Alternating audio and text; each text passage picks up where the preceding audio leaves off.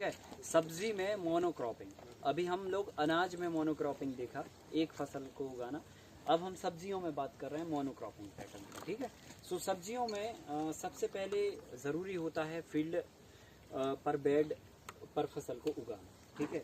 सो monocropping में एक ideology अगर हम फिक्स करें तो 5 फीट का बेड चलता है, मतलब टॉप टू टॉप 5, मतलब रो से रो का डिस्टेंस 5 फीट, ठीक है। सो इसका जो टॉप है और उसका जो टॉप है, इसके डिस्टेंस है 5 फीट, ठीक है। ये बेड है 2 फीट चौड़ा, 3 फीट निकलने का रास्ता है, फिर 2 फीट चौड़ा बेड और फिर 3 फीट निकलने का रास्ता, ठीक है। सो बेड से बेड की दूरी कितनी है? 5 फीट। अब हम यहाँ पे कोई भी फसल इस बेड के ऊपर लगा सकते हैं। रिज बेड बनाने का मतलब क्यों और महत्व क्या है? मतलब ये कि आपको चलने के लिए रास्ता अलग रहे और पौधों को ग्रो करने के लिए स्पेस अलग रहे। ऐसा ना हो कि आपके चलने से पौधे डिस्टर्ब हों या फिर पौधों से आप डिस्टर्ब हो, ठीक है कि नहीं। सो इसलिए ये सेपरेशन अपन करते हैं। दूसरा ये होता है कि जब ये फसल बेड पर हम लगाते हैं तो स्पेस जो है ना हमें काफ़ी ज़्यादा मात्रा में मिल जाता है रूट जोन को ग्रो करने के लिए, ठीक है। जैसे टमाटर है, बैगन है, मिर्ची है, सेम है, लौकी है, गिलकी है, इन सब की जड़ें कैसी ग्रो करती हैं? ऐसे ग्रो करती हैं, ठीक है, ऐसे जाला बनाते हैं। तो हम क्या करते हैं, बेड के टॉप पर फसल लगाते हैं और उनको यूं ग्रो करने के लिए काफ़ी बड़ा स्पेस मिल जाता है और ये मिट्टी दबती नहीं है। और जब मिट्टी नहीं दबती है तो क्या होता है कि पोरसिटी ज़्यादा मिलती है, पोरस ज़्यादा मिलती है, और पोरस ज़्यादा मिलने से फसल की जड़ों का विस्तार होता है, और जड़ों का विस्तार होने से जड़ें जो है ना ज़्यादा से ज़्यादा न्यूट्रिएंट अलग अलग एरिया से उठा के पौधे को दे पाती हैं। सो पौधे में उत्पादन अच्छा आता है कि नहीं है। सो कुल मिला के हमें कोई भी अगर फसल सब्जी में उगानी है, मोनोक्रॉपिंग में या फिर इंटरक्रॉपिंग में या फिर मिक्स क्रॉपिंग में, तो ये पैटर्न पे बेड आप बना लो, ठीक है। ये कहलाता है जो अपन ने पैटर्न फिक्स किया। पैटर्न के बाद जो है ना अब हम बेड प्रिपरेशन या फील्ड प्रिपरेशन कैसे करें उस पैटर्न के हिसाब से। तो इसमें मिक्स भी हो सकती है, इसमें इंटरक्रॉपिंग भी हो सकती है और इसमें मोनोक्रॉपिंग भी हो सकती है। तीनों तरह के पैटर्न आप इस बेड पर लगा सकते हो, ठीक है। अब हमें क्या करना है, अब हमने यहाँ पे सेम लगाई, तो सेम में हमने डिस्टेंस रखा है लगभग 1.5 फीट के आसपास रखा है, और एक ही बेड पर हमने 2 रो में प्लांटेशन किया हुआ है, ठीक है। यहाँ पे हमने क्या किया, एक यहाँ किया, फिर एक यहाँ किया, और इन दोनों के बीच में यहाँ पे कर दिया। तो इससे क्या हो रहा है कि ये जो स्पेस है, मतलब ये प्लांट जो है ना इस एरिया में ग्रो करेगा और ये वाला प्लांट उस एरिया में ग्रो करेगा। सो स्पेस का यूटिलाइजेशन हो जाएगा और कम स्पेस में हमारी फसल ज़्यादा हो जाएगी, ठीक है। अब इसमें हम झाड़ा खड़ा करेंगे, उस झाड़े पे इस बेल को, लता को चलाएंगे और फिर ये फसल कंटिन्यू चलती रहेगी। इसी पैटर्न पे आप टमाटर लगा सकते हो, बैगन लगा सकते हो, मिर्ची लगा सकते हो, लौकी, गिलकी, सब कुछ लगा सकते हो। भिंडी लग सकता है क्या? भिंडी भी लग सकती है। देखो जिगजैग फॉर्म में आप भिंडी लगाओगे, टमाटर लगा सकते हो, मिर्ची लेकिन सिंगल ही सिंगल 2-2 फीट पे टॉप टू टॉप पे चलेगी, लौकी टॉप टू टॉप सिंगल चलेगी, है ना।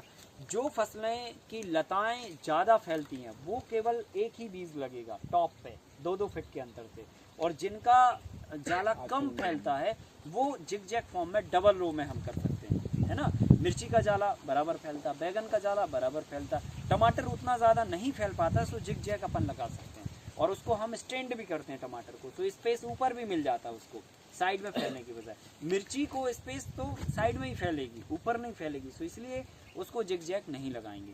सो इस पे आप टमाटर, बैगन, मिर्ची, लौकी, गिलकी, करेला, कद्दू जो भी लगाना चाहो वो सारी एक ही पैटर्न पे आप लगा सकते हो, मतलब एक ही तरह की बेड बना के सारी तरह की फसलें लगा सकते हो। सो ये जो अपने पहले मोनोक्रॉपिंग का मॉडल देखा था, हाँ। जिसमें आप फ्लड इरिगेशन दे रहे थे, हाँ। और ये अपने रिज बेड बना के बनाया, तो दोनों में फिर हाँ, उसमें अंतर ये है कि एरीगेशन आपके पास किस तरह की व्यवस्था है उस पर भी ये पैटर्न डिपेंड करेगा। अब मान के चलो आपके पास एरीगेशन फ्लड है नहीं है व्यवस्था स्प्रिंकलर या ड्रिप की, तो उस कंडीशन में फिर आपको उस तरीके से बेड बना के काम करना चाहिए। अगर मान के चलो आपके पास टपक सिंचाई की व्यवस्था है तो उसके लिए फिर ये वाला बेड सर्वोत्तम होता है, क्योंकि टपक सिंचाई और इस बेड का कम्युनिकेशन बहुत अच्छा होता है, क्योंकि ड्रिप आपने बीच में एक बार डाल दी सो वो पानी जो है ना ड्रॉप करके पानी भी ऐसे फैलता है, और ऐसे ही जो है ना इन पौधों की रूट जोन फैलती है, और बेड की शेप भी ऐसे ही होती है, मतलब ऊपर टॉप और फिर ऐसे ही नीचे की तरफ आते आते ये फैल जाता है। सो पानी, ड्रिप और रूट जोन ये तीनों चीजें एक जैसी हैं, सो इसलिए इस पैटर्न पे अगर ड्रिप है आपके पास तो ही इसमें फसल आप ये वाली उगा के और काम कर सकते हैं। और अगर ड्रिप सिंचाई नहीं है तो फिर बेड बनाने का सर तरीका यहाँ पे बदल अगर जाएगा। फ्लड दे तो पानी तो यहाँ पे भी आएगा। नहीं आएगा नहीं आएगा, उधर इसको थोड़ी सर चढ़ेगा, अगर पानी natural जो है ना mulching नीचे होगा? की तरफ जाएगा ना कि ऊपर की वो तो तरफ ठीक होगा। है सर, लेकिन अगर इसको मल्चिंग कर दें हाँ तो वाष्पीकरण होगा नहीं पानी का, हाँ अधिकतम मात्रा में पानी चलने नहीं हो पाएगा। नहीं हो पाएगा वो। हाँ आप रोका बना के दे सकते हो, जगह जगह पे रोका, पर भरोगे फिर बहुत ज़्यादा पानी लगेगा।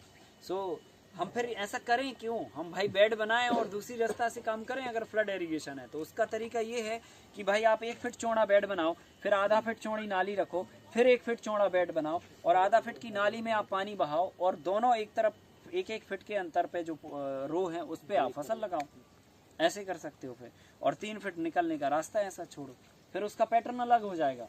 ड्रिप में और फ्लड में इसमें प्रोडक्शन में फर्क आता है क्या? हाँ आता है।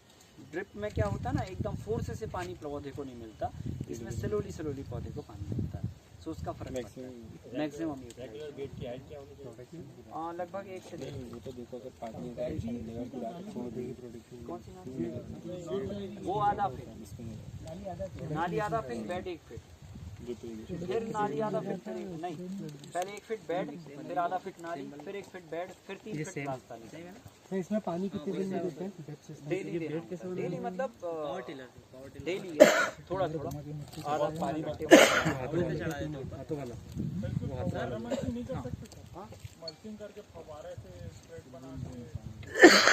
पावर टिलर बहुत सारे कामों में आता होगा ना। सुबह आके पानी देखूंगा कैसे आता है। बंद कर रखी पर क्या होता है नहीं जो इस तरह की फसलें होती हैं, जैसे लता वाली फसल होती है या फिर टमाटर बैगन मिर्ची वाली फसल होती है, इनमें स्प्रिंकलर का पानी सूट नहीं करता। इनमें जो है ना टपक सिंचाई का पानी दो या फ्लड इरिगेशन दो। स्प्रिंकलर का पानी गेहूं है, जो है आपकी मक्का है, मूंगफली है ना, इस तरह की जो फसलें हैं उनमें आप स्प्रिंकलर का पानी दे सकते हैं। सर प्याज, हाँ सर ये जो खरपतवार उग रही है इसकी जगह मतलब ये इसको ये स्पेस जो खाली है इस पर कुछ लगा सकते हैं क्या इसके साथ? लगा सकते थे, धनिया है, मेथी है, इस तरह की कोई चीज़ लगा सकते थे जो हम 1-2 महीने के अंदर जो है ना ये निकाल लें। मतलब पत्ती वाली सब्जी कर किसी सकते भी थे। कोई हाँ, भी बेड कर पे आप सकते हैं, कर सकते हो। वो आपकी देखो टाइमिंग और आपकी करने का वो होना चाहिए कि भाई जो है ना हाँ हम इसे कर लेंगे तो कर लो भाई, कोई दिक्कत नहीं, स्पेस तो खाली है ही, कोई दिक्कत नहीं है। सर ये जो छाया आ रही है ये कोई इफेक्ट डालती है इस पर? डालती है माइनर सी, पर सुबह की धूप मिल जाती है, फिर दोपहर की, ऐसे होता रहता है, कोई नहीं चल जाता है। सर ये क्या पौधे में अभी इल्ली जी लगी थी क्या ये? इल्ली ने खाई हुई है। हाँ इल्ली ने इसका सब क्या उपचार करा आपने? ये सागौन के पेड़ के नीचे ज़्यादा होता है। कुछ नहीं, इसमें 60 दिन पुरानी देसी गाय की छाछ स्प्रे होगी तो सही हो जाएगा।